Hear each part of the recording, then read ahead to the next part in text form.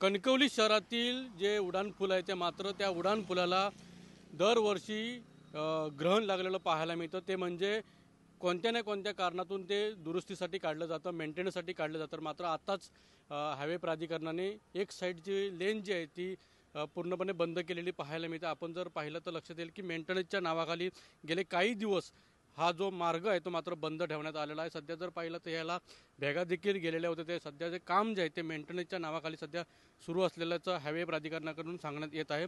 मात्र जर आपण पाहिलं तर कामाचा दर्जासुद्धा इथून लक्षात येतोय की हे जे ब्रिज बांधून जवळपास 6 ते 7 वर्ष झाली, पण मात्र ह्या 6 ते 7 वर्षामध्ये अनेक वेळा मेंटेनन्सची कामे देखील करण्यात आली होती। मात्र अजूनही कामही सध्या ब्रिजची जी आहे सध्या सुरू असताना पाहायला पाहिजे। आपण जर हा पाहिला तर हा चर साधारणतः केवढा आहे, म्हणजे इथे 2 ब्रिज एकत्र केलेला आहे, जॉईंडिंग केलेलं आहे, पण हा जॉईंट जो आहे तो मात्र मोठा दिसतोय। त्यामुळे इथे कामाचा दर्जा पुन्हा एकदा प्रश्न निर्माण होतो दर्जाबाबत। आपण जर पाहिलं तर सध्या ब्रिजचं जे काम जे आहे एका लेनचं काम सध्या सुरू करण्यात आलेलं आहे, पण आता सध्या मेंटेनन्सच्या नावाखाली हायवे प्राधिकरणाने बंद ठेवण्यात आलं, पण मात्र अजूनपर्यंत कोणतीही उपाययोजना या ठिकाणी करताना पाहायला मिळत नाही।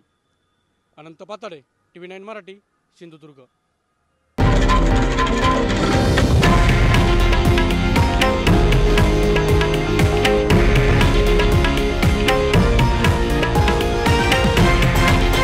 हे आहे देशातील नंबर 1 न्यूज नेटवर्क आणि आपण पाहत आहात TV9 मराठी, एकमेव।